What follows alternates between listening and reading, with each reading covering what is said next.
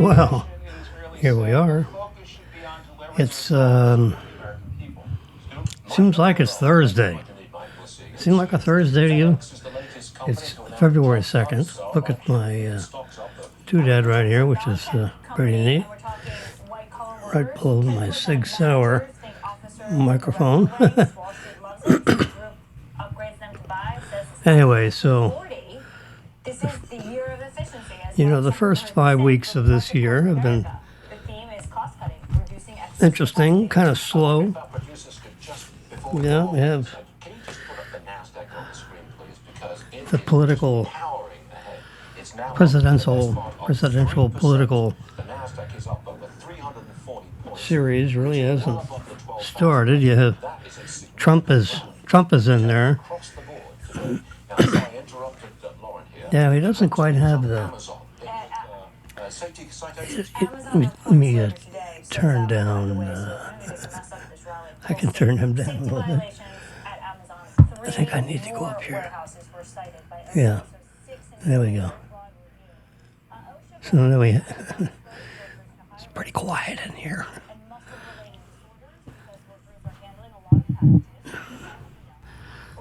So, just talking politics for the moment, since we're talking politics for the moment. When Trump ran in 2015, 14 and a half, 15, right? Because you got to start 18 months before Election Day. He was a, crazy, exciting, wealthy businessman out of Manhattan.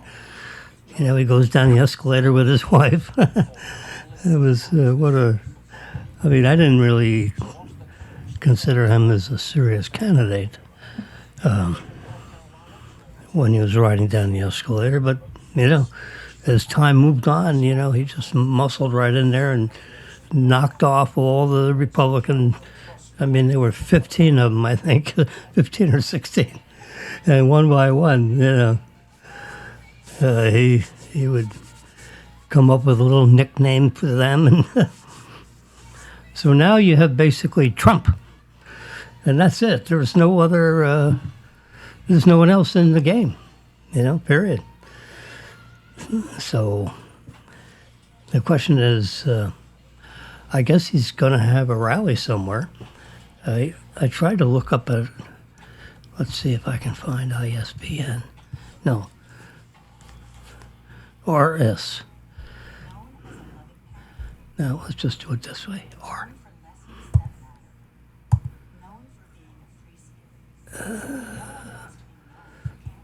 Maybe it's not S.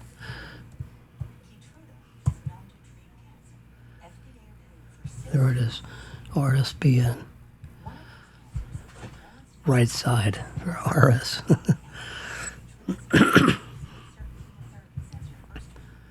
So I have it on this iPad here. Watch live. I don't know what they got going live. Latest news. Trump rallies. That's ones that have already been recorded.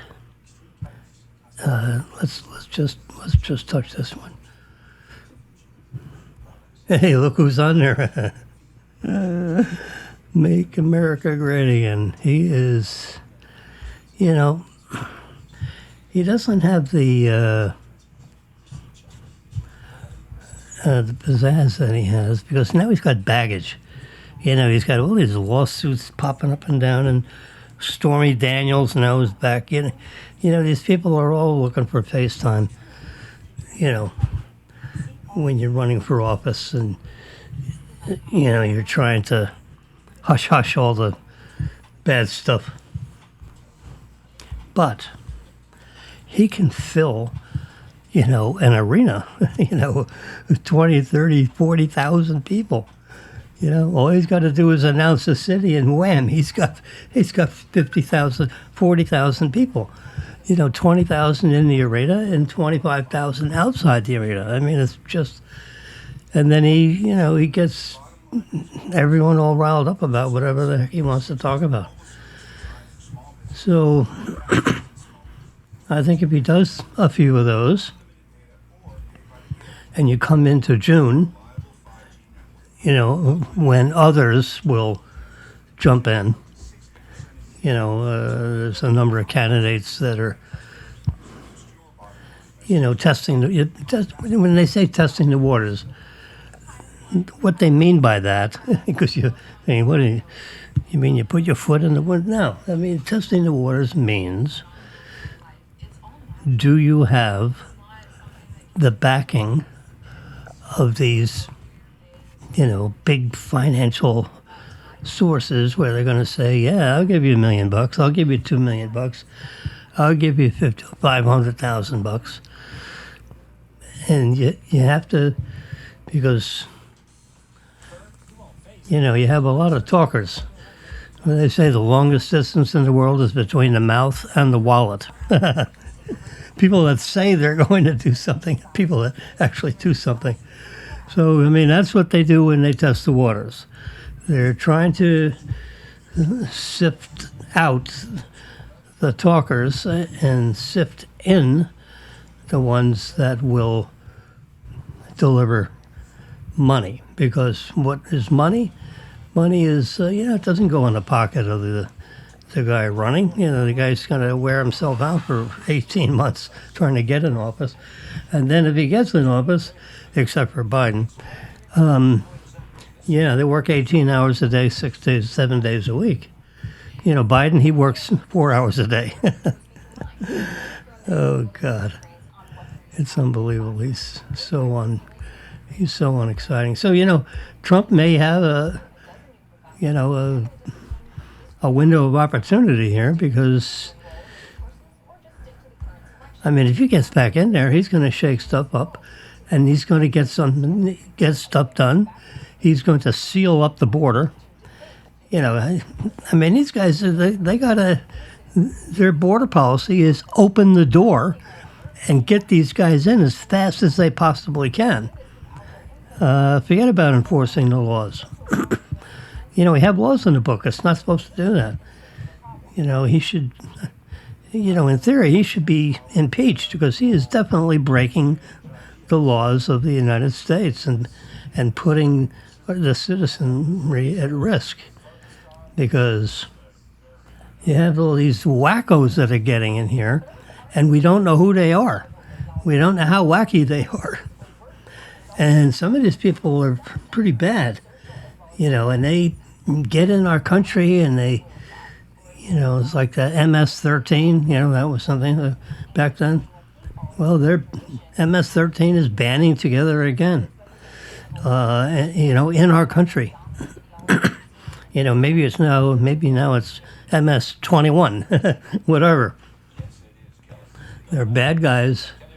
They want to hurt this country, and they're coming right in the back door. And I don't know why they're letting in all these illegals. There's not enough room in this country for everybody that would just like to live here. You could empty out the entire continent of Africa and the entire continent of, South America, except for Venezuela, and Cuba and some of these states that are run by dictators. They'd rather shoot you than let you get out. So here's, I really should be, so pull down here, RSBN. See that one? Whoops. That's a mistake.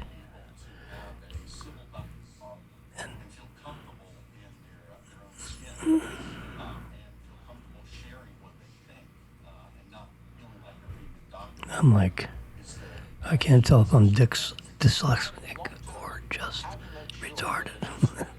RSBN.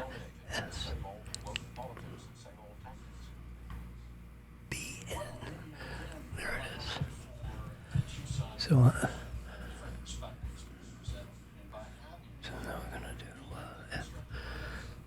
There's so much, there's so much computer stuff going on here.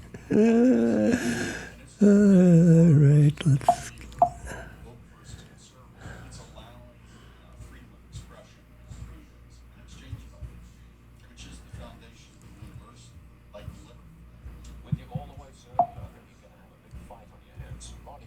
There we go. Let's get some of these things out of the way. I don't know if you can see what's going on my screen, but I'm trying to make this control panel something that is useful. All right, so now we're going to do command. We're going to hit these command buttons until I hear one.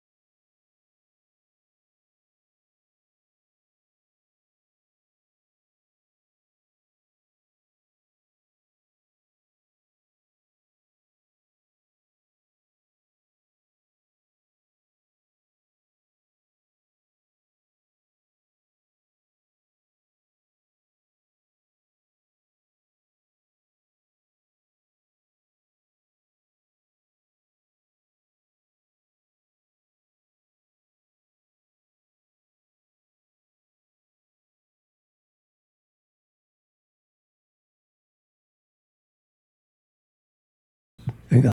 Let's do that. Yeesh. Whoops. So in theory now, I should be able to plug that turkey and go over here and plug this in here. Because you say, well, why am I doing that? Whoops. Sorry. Because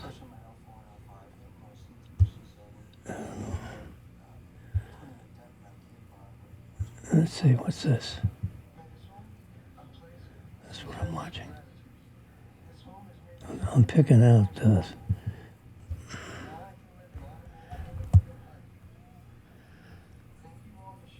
we go.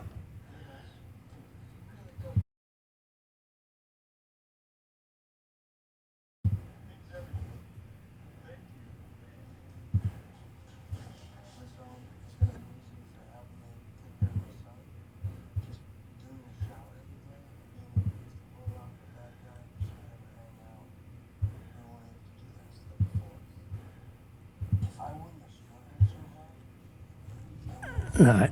Oop. Oh, gosh. Lost my whole thing here. Okay. All right. Sorry, sports fans. We got to use this one because it logged in with this one.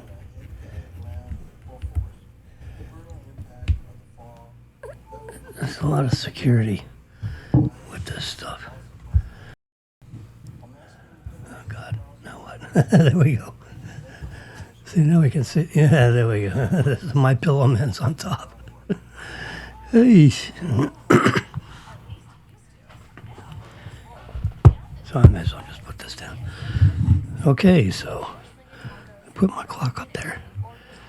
So the latest news. There's our former leader.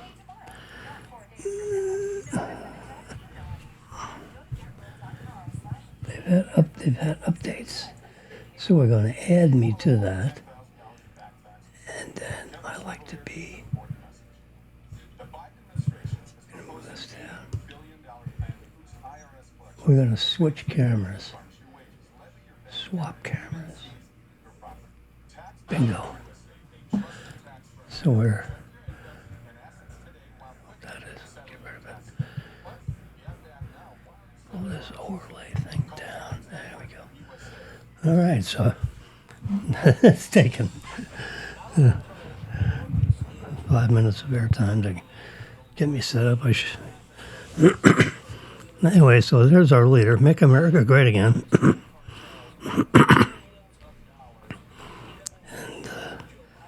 Nope, I don't want to push on it. So the question is, when is he going to start?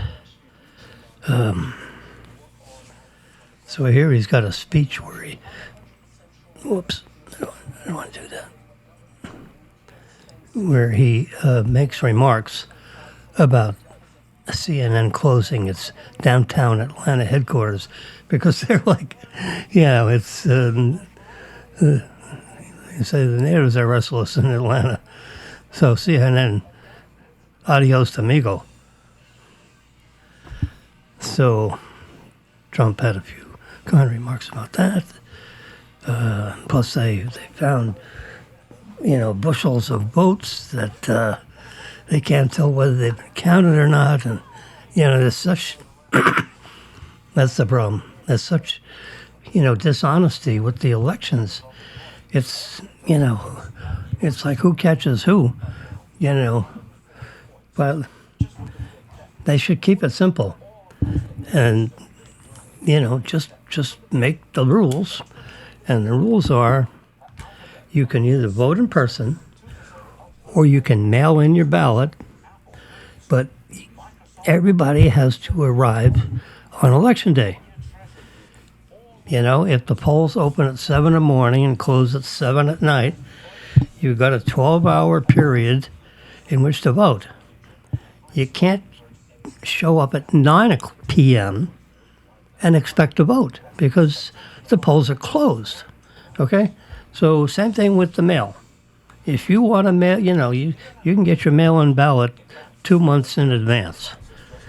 The snail mail takes, no more than a week, in the local area. So if you live in the middle, you live like here in Boca Raton.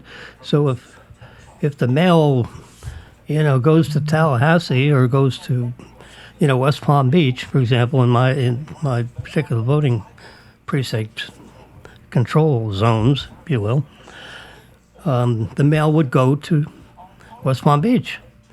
So if you want your ballot counted, it's got to get to the polling. It's got to get, it needs to arrive by or before Election Day. If your mail-in ballot shows up 3 days late of the voting date, it gets thrown away. It doesn't, you don't even put it in a bin to save. There's no save. So you got to make sure you mail in your ballot more than a week in advance, if it were me, of Election Day. Now, I don't like mail-in.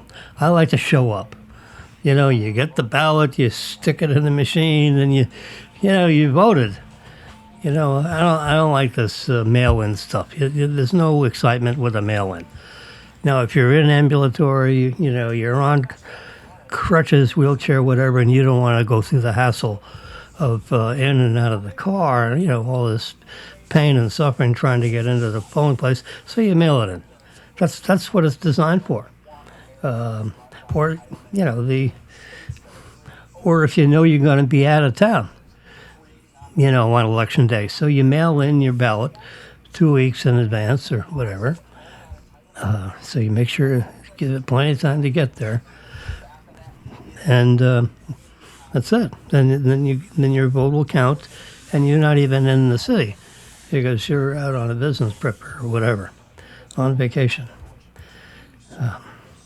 So that's the reason for the mail-in ballot.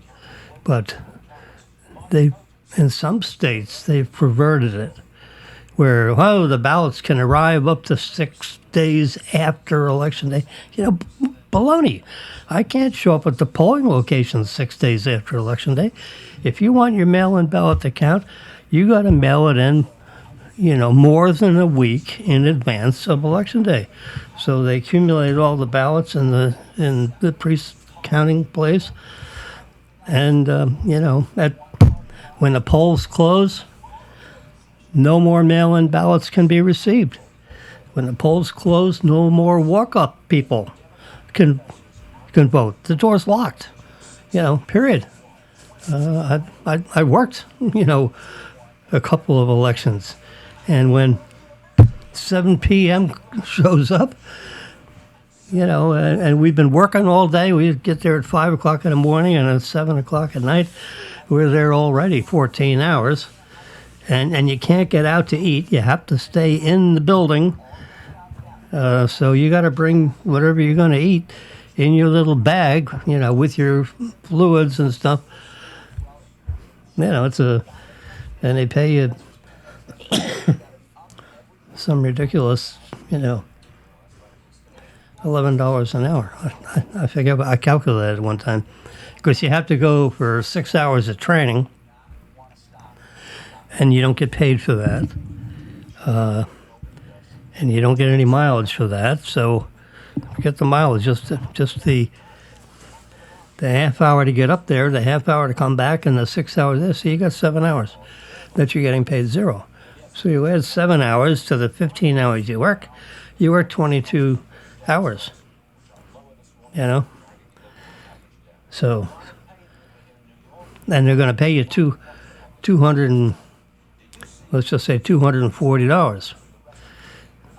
So if you got 24 hours in there, you're getting $10 an hour.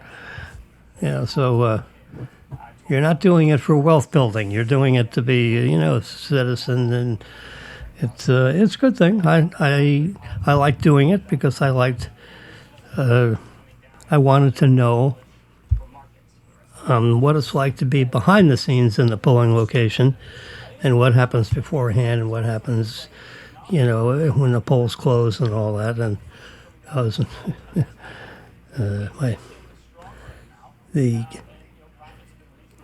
let's see. I think the head person is called the clerk. Yeah, clerk. The clerk position, and you have an assistant clerk position if it's a big polling location. So the smaller polling location, you just have the clerk. The clerk is the head person. That's like president of the poll, the clerk. And then you have the person that's in charge of the scanning, which is make sure the people put the paper in the scanner correctly. As difficult as that may seem. There's the slot, you put it in there, But, people, they just... they walk around and they gaze, he's just, hello, come on. There is a horizontal slot, you just slide it right in there. Well, they don't want to do it, they want me to do it. Well, I'm not supposed to do it. I'm not allowed to touch the ballot. Some of these, older people who are slightly demented with age, whatever, they can't quite get it in the slot. So I help them. What are you going to do? So that's a position in the polling location. There's someone that manages this scanner thing, and then there's a plug-in device where all the tabulations goes onto this stick, which gets removed and put in a locked bag when you shut down the polls. And then you've got, because when you scan, all the ballots accumulate in a drawer. There's one of two drawers. A drawer where it didn't scan properly, and the drawer where the ballot did scan properly.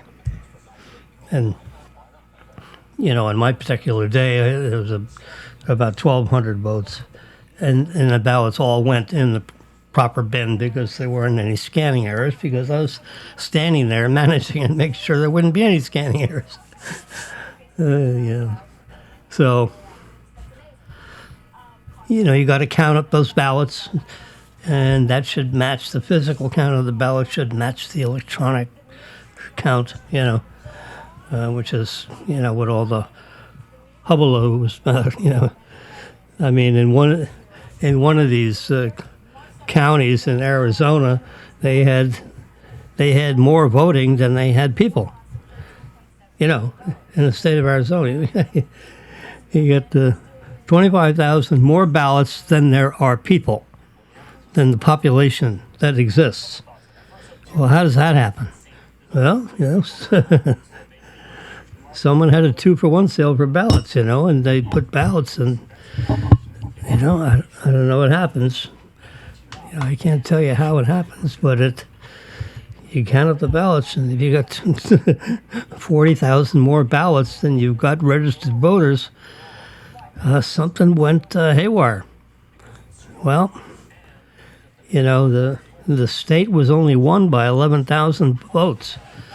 Well, when you got 20 or 30,000 more people voting than are registered in the state of Arizona, that's a problem. That's I said, well, there aren't any court cases. Well, they didn't, why they didn't accept this evidence doesn't make sense. So there's something missing to that story. So there's a story there, and maybe we get to the bottom of it before we have the next election. How many elections does it have to transpire before they finally figure out what happened to the last election? Seems like they go to 3 or 4 elections before they get to solve the problem.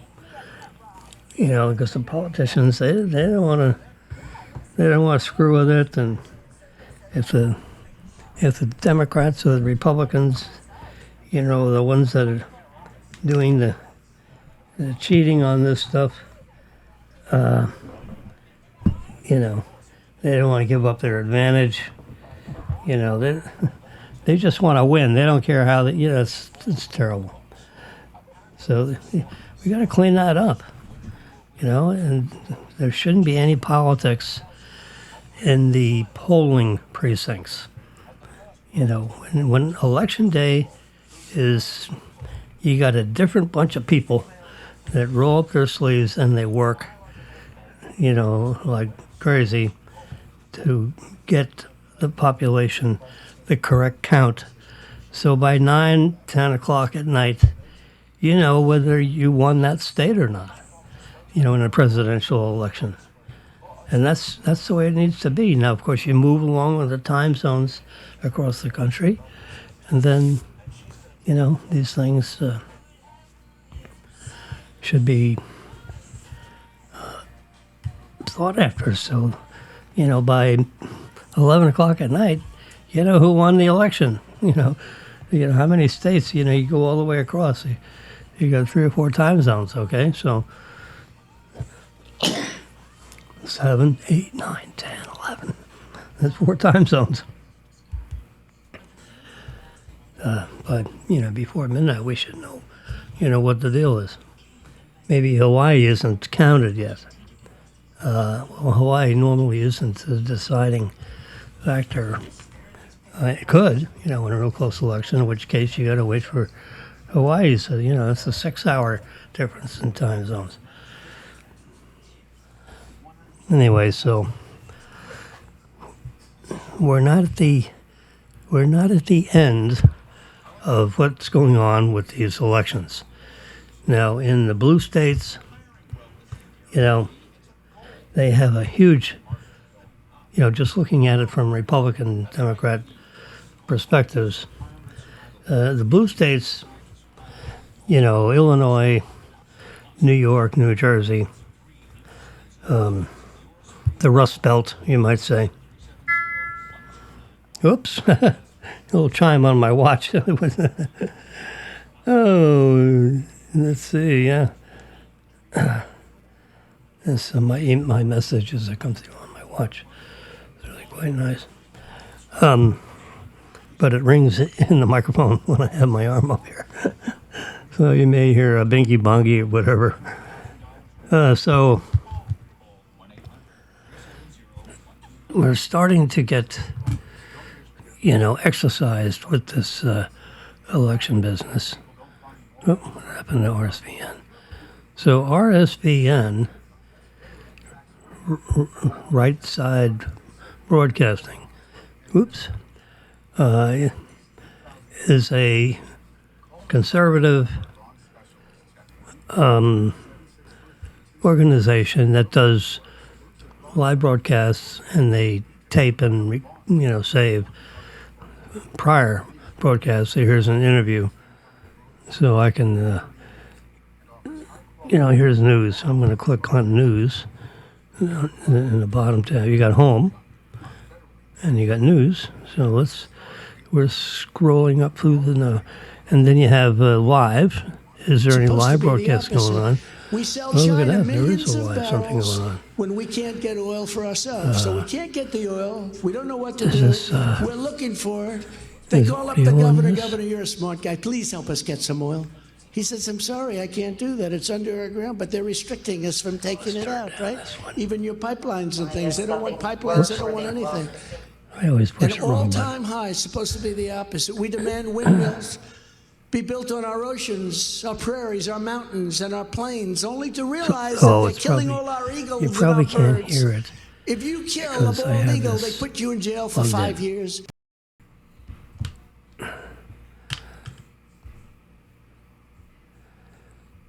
Live coverage.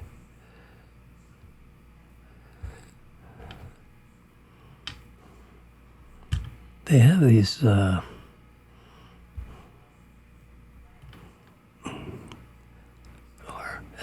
There we go. Right side. Some are made in Germany, but most of There them are we made go. in China. Think of it. But he's protecting your shores. I can tell you, these people, your shores are being protected. They're not letting that one happen. I don't think the people on those beautiful beaches. Don't you miss are gonna the New be too York? happy with that. They're not letting that happen. I'm not letting it happen either. We have a president whose son's laptop from hell gets taken over and exposes massive corruption like nobody's seen before. And then the FBI goes and convinces the media that it's all nonsense. Don't believe it. Don't believe it. All disinformation. And The microphone they with say, the don't worry Sig about that. Sawyer Let's is go after picking up Trump. that audio. Trump. Let's get Trump.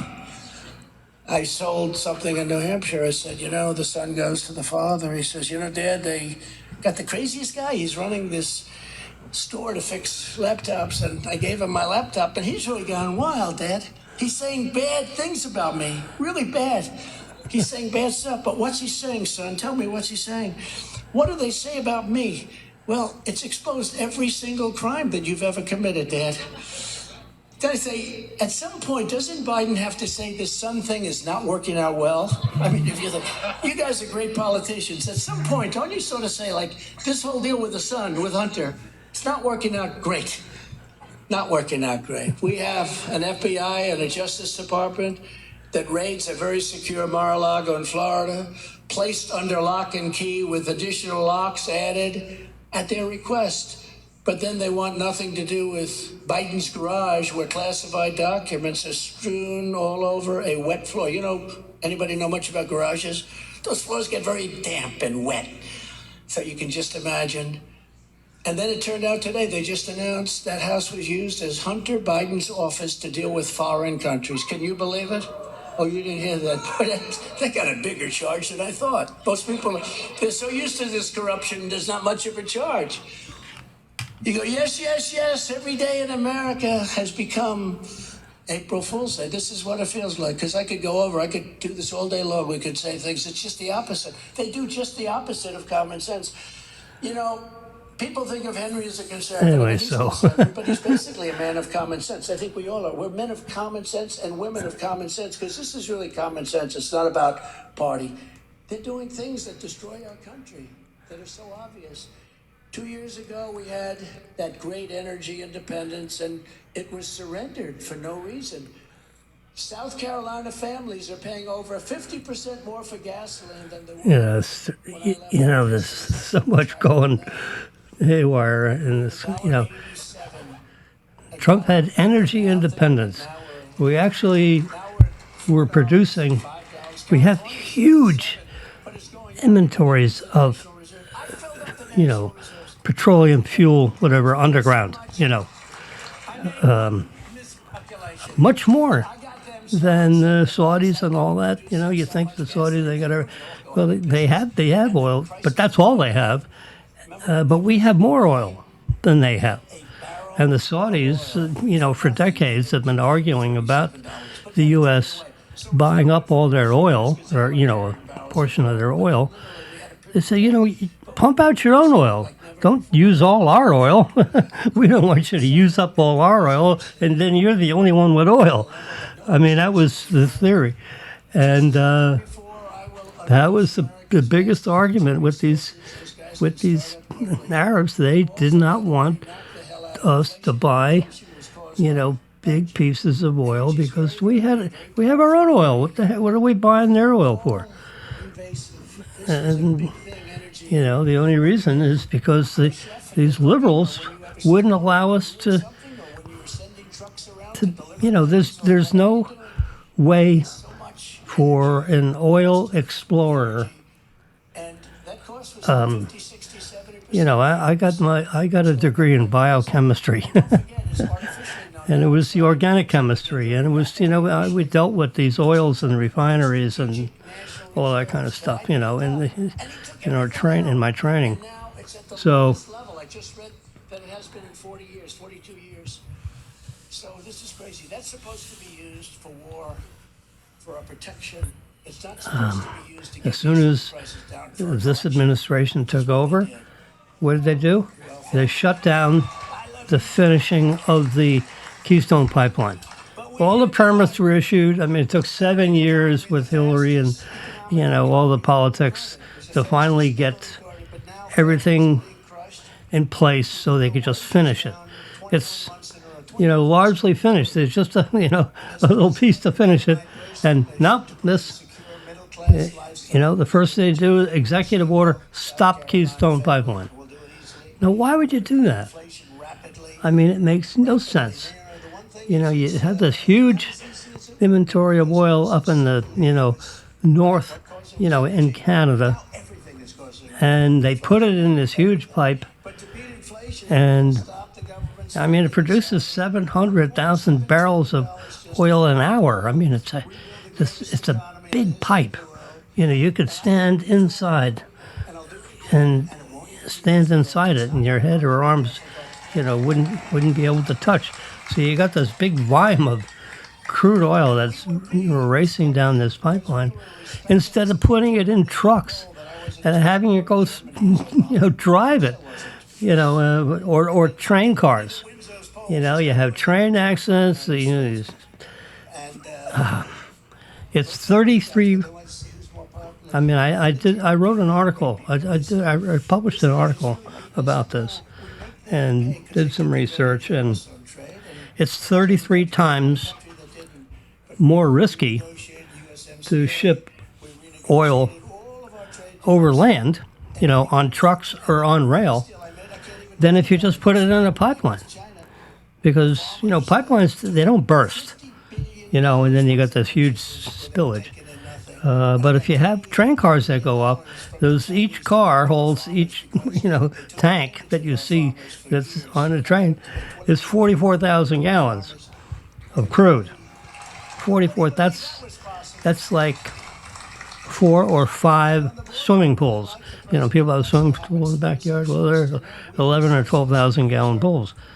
So if an oil spill, you got 5 tanker cars that fell over, split open, on fire, getting into, you got all this spillage, and it soaks into it's a huge mess. Then you got to dig out all that dirt and run it through something to burn off the oil, and then you put the dirt back in. It's a very expensive thing to clean up an oil spill. Well, on a pipeline, you don't have that. Maybe you have leakage. Well, leakage, you put a pan under the leakage. And then you figure out, what you need to do to remediate the leak. And there's all kinds of reasons for that. They have these pipes that clamp, one after another, and they get sealed in a certain way, and sometimes those gaskets get mispositioned, and oil slips out between several sections of the pipe that's been assembled, so forth. Anyway, we've got like 55,000 miles of pipes. 55,000 miles of pipelines in this country. And you got this one Keystone pipeline that goes from Canadian oil down to Louisiana, Texas, Houston area where the refinery is. So it's a 1,200 mile route. You got 55,000 miles of pipelines, and we're worried about this 1,200 miles. I mean, it's just a political football. It's crazy. It makes no sense. So we're still buying that oil from Canada, and it gets on a truck, and they ride the trucks through all the cities in the country, and truck it from Canada to, the oil refineries in Houston, Dallas, whatever, Houston area. And it takes, a week or two for that tanker car to get driven all the way or put on a train. It takes a week. You put it in a pipeline, it gets pumped right into the refinery. It's aggravating to talk about it. And the other reason why we don't have energy independence anymore is that the companies, Exxon and so forth, they're not going to spend $5 million to set up the rigs and everything to drill, because they got to do a lot of geology work to find out where the oil is underground, so they have these things that, thump, and then it reads the echoes, and, if there's oil underneath or water, whatever, the echoes come back a little bit different, and the machines are calibrated, and you've got engineers that know how to read the machines, and they spend a lot of time with these geology because they don't want to put $5 million worth of equipment right here, and the oil's over there. They want to put this stuff right where the oil. Well, you got to get permits, to erect this stuff, and you need permits, to get on the ground, it's government ground, to do the thumping, for the geology work. They say, well, the leases are there, yeah, but the permits to put the equipment are not there. So they're double talking you because they slow walk the permits. Oh yeah, they got well, we got 9,000 leases and you guys aren't taking advantage of it. Well, of course we're not taking advantage of it because when we go into the permit stage, you guys, your doors are shut. We can't find you. You're out to lunch all day. So it's, the oil industry knows. The American public gets tricked because, the devil's in the details, and, the average American doesn't tune into some of the reasons I just tried to explain here. And, so that's part of the political football with the, heating oil up in the north and, so forth with the cold weather. The heating oil is up 60, 70, 80, 100%. So if their heating bill last year during the cold months is $800 a month, now it's $2,000, and, these guys riding around in the limousines, they don't know. Oh yeah, we're sorry the oil prices are up. Well, so they pumped out the strategic oil reserve. $700 million barrels of crude. They don't put refined product on the ground. It's crude oil, and so now with these depleted that. So if we have any kind of a disruption in any of the oil countries, the distribution of oil with the various countries that have oil, and this one sells it and this one buys it, and you got Russia, China, U.S., and European countries, and that the balance of the production, meaning the pumping it out of the ground, and the delivery system, which is all these things that float over water or train cars or pipelines, whatever. That whole infrastructure is like a grid, and it's a very balanced thing. And if someone starts a war somewhere, and it happens to be in an area where all the tanker cars are going by, and you got some hostile country, that's taking pot shots at these, million-barrel tankers, and they hit one with a missile. That's a lot of oil that gets spilled in the ocean and doesn't get to where it was supposed to be. So it's not only affects the environment if it gets pot-shotted by some country in the path, of where it's going, So that's what actually the strategic oil reserve is all about. If there's a temporary disruption of the oil system, now we can pump oil, but we're still importing, and we can be oil independent, meaning we can actually generate more oil than we consume. I forget what the numbers are, but there's a number of how many equivalent barrels of oil the United States consumes, in industry and the population.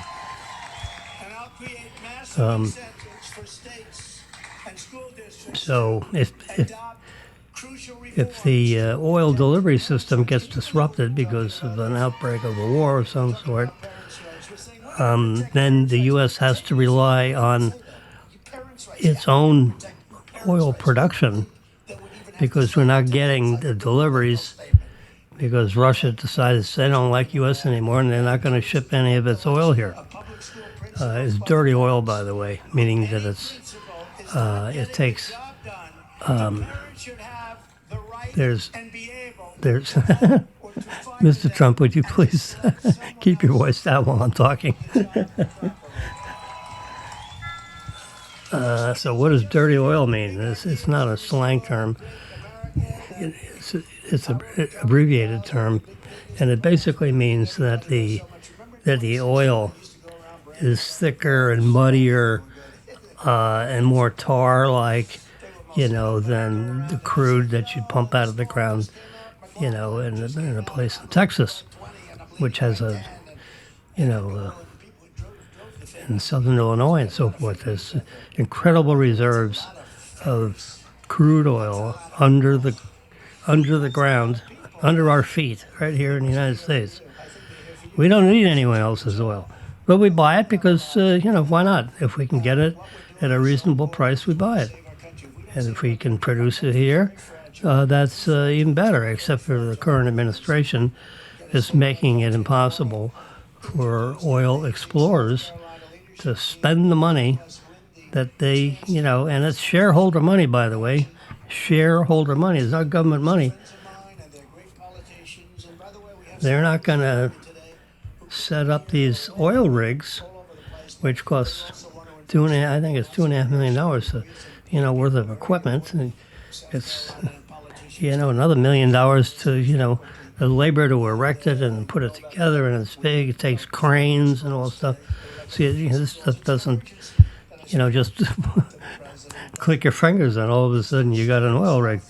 It's an erection project, and it takes several cranes operating in tandem with each other to lift up these big, I-beams and so forth. And then you got all the pipes that you're drilling. These pipes are, big around. They're 14 inches in diameter, and, they drill them down. They keep drilling them down. And when they hit the oil thing that's puddle, and it's usually under pressure because the earth's been squeezing, and a few thousand dinosaurs they got buried under a bunch of sand. I mean, I'm making jokes, but it's actually oil is basically organic material that's been under intense pressure for millions of years, and all that organic stuff decomposes, and it changes into a form of crude oil, and it's underground and it's under high pressure.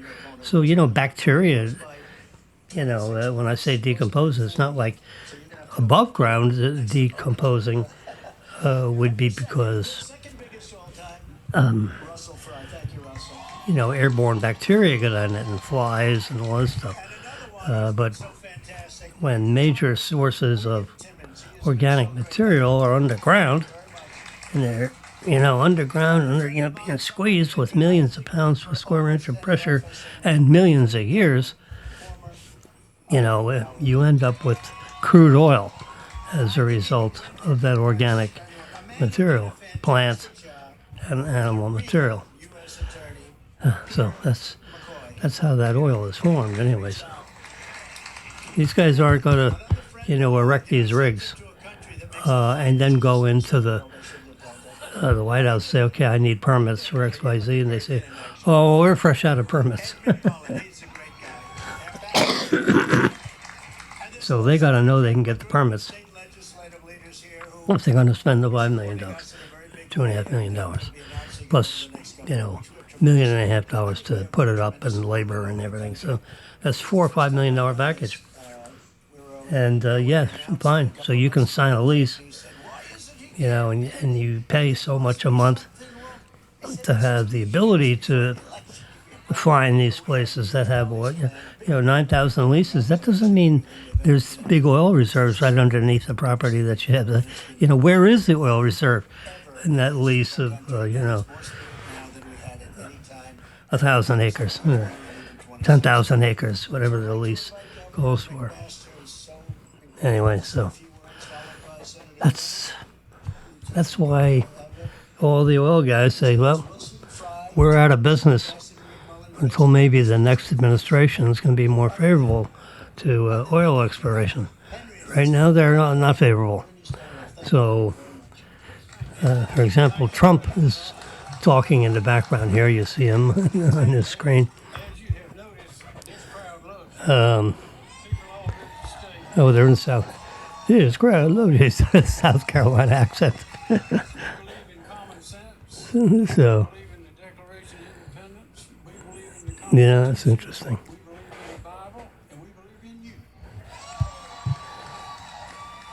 When I was a kid, I never paid too much attention to that stuff. But when you get older, you start paying attention to all this stuff because it matters. And every vote counts.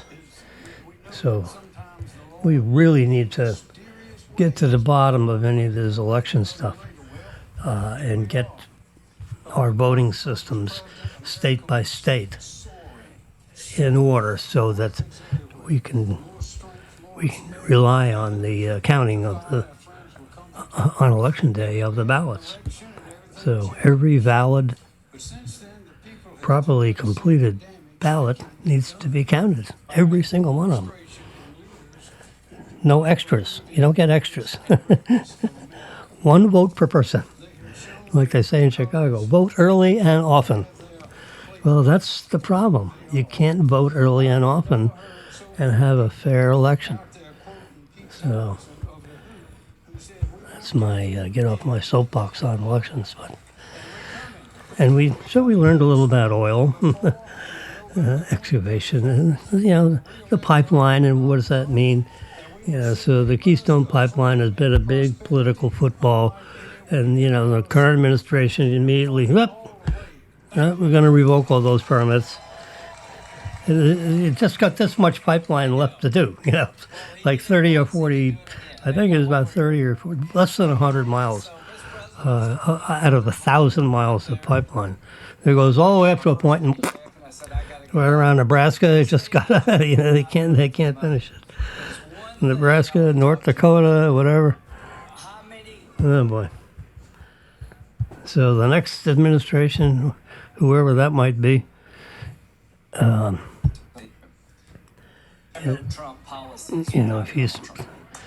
they're more favorable to the oil independence of the United States, then the Keystone Pipeline may get finished, and maybe the wall gets finished. I like the wall design that they finally settled on.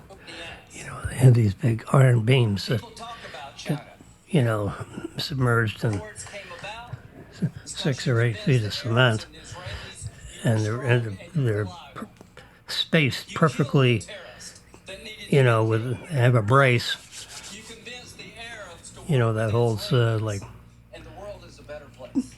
seems like about 8 of these poles. And they swing it down, and it's right up, and they put it, in there with reinforcing stuff, and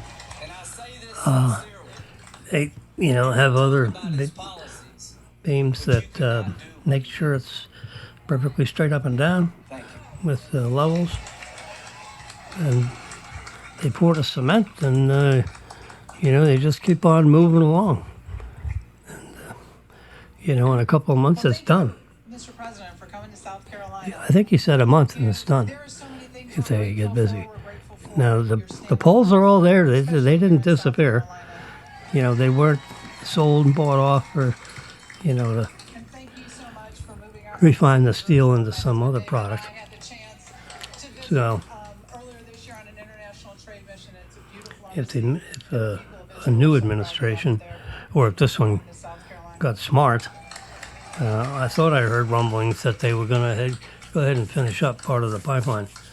I'm sorry, part of the fence, the wall, because the drain on the country to try to control all this fentanyl stuff and the backpacks. The backpacks are getting bigger and stuff bigger because they figure if they can get a few through, then that completes the cycle, and they make a huge profit apparently. So a lot of it gets captured. Maybe 60% of it gets captured, but 40% of it doesn't. And you touch or eat one of those pills, you're dead. Just the dust. There were several infants. There's several people that died because, they were cleaning up this dust that fell out of a package, and they fall over dead. And people are thinking, what the hell happened here? I have watched Nancy Pelosi. So when you get poisoned with fentanyl, it's actually used as an anesthesia when you're going in for a surgery. But it's in very controlled environment, in the IV, and it's, the concentrations of that are very, very controlled. But it's a very effective device for anesthesia. But when you take too much of it, called overdose, you go into cardiac arrhythmia. Your heart just starts fluttering. Instead of pumping, you boom, boom, boom, boom. Heart pumps. The heart just flutters. The muscle just flutters. Well, the fluttering, the blood doesn't move around the body. So that's what they do when they're compressing. They're just squeezing the heart to push the blood into the blood vein, just so that there's a minor bit of movement of the blood. Nowhere as efficient as if the heart was operating properly, until you can get the heart, out of fibrillation. So what does that? A defibrillator. So you've heard of the defibrillator. Well, that's because the heart is fibrillating. So you want it to stop fibrillating, you shock it. You put one pad up here and another pad down over here, and there's a 300 joule energy blast, that goes through your body and all your muscles contract. Well, that also jolts the heart, and hopefully it jolts it to the point where it stops, just fibrillating. I mean, literally, it stops the fibrillation. So they call the device a defibrillator. We should have, every household should have one. They're expensive to license, but they're not expensive to make. It's basically, I have an electronic flash. You have a flash that goes on a camera. It doesn't. You don't put in flash bulbs, and then and then you have to replace the bulb, like 30 or 40 years ago. You have electronic flash. Well, you've got, 10,000. You've got a bunch of power that's getting stored up in capacitors, in an electronic flash, and then that goes up this thing and into the flash head. And when you push the shutter button, pew, this flash emits through the flash tube. Well, the electronics that is involved with an electronic flash is basically the same electronics, similar, that you would use for a defibrillator. So instead of the flash tube, you take the positive and negative terminals of the electronic flash and you put it on wires and on pads, that stick onto your skin, so that charge goes through your body instead of the charge going through the flash tube. And that is exactly what I'm surprised someone hasn't come up with a way to, disassemble an electronic flash to produce a working defibrillator. It's a very simple device. The question is, how much energy? I think it's like, because you hear the you watch these shows. Set it to 200. Well, it's 200 watt seconds. So either quoted in joules or watt seconds. WATT hyphen seconds. So turning him down a little bit. That's the RSBN guy. Apparently, Trump and the crowd are through with their remarks in South Carolina. 6:24 p.m. So this is. It was live, and now it's rebroadcasted. So there are no current Trump events. This was, earlier in the week. Anyway, so, all right, so defibrillation. We learned all kinds of things here today. Yeah, I was working on financing a jet for a client of mine, and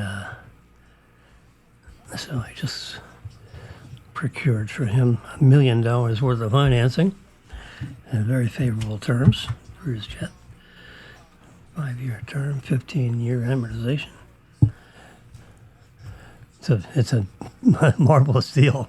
It's a good bank, and you got a good, nice, solid, $15 billion bank has got all the muscle necessary to close a $1 million loan on a jet. So you don't have opportunities that often to refinance a jet. So this happens to be someone I know pretty well and financed, millions of dollars worth of stuff for him over a 25-year period of time. And we trust each other, and up to this point, hopefully there are no tricks. It's pretty nice when you can deal with somebody and you don't have to have all these contracts and commitment fees and all this stuff. As a loan, as a real estate broker, you like all that paperwork. Well, when you're dealing with somebody that you've been dealing with for a really, really long time, wow, do we really need to? This is, So in a few cases, I've actually quoted my fee after the deal was already approved, which, you can only do that with an unbelievably quality client. Because, they could always come back and say, well, and, I don't have anything in writing, so what am I going to do? I can't sue them for it. I wouldn't anyway.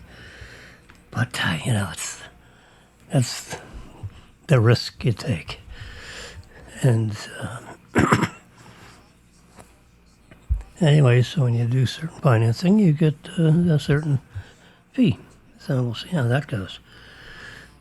So that's something that could happen. In maybe end of February, beginning, so by March, that should be, in March, that should fund and close.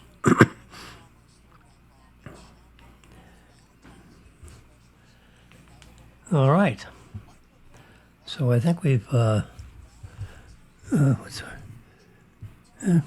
got about an hour in the show, so I think we should shut it down and we'll resume this conversation a little bit later, maybe like tomorrow. How about that? So you all have a nice day. It's getting on to be lunchtime if you're hungry. I may have a shake, and I suggest a shake. I don't have any lunch appointments today, so maybe I just shake, rattle, and roll it. So listen, you all have a nice time. I'm going to shut it down right now and turn, the buttons that shut it down. Yeah. The music. When the music comes, you're about ready to get crowded out. We'll see you tomorrow.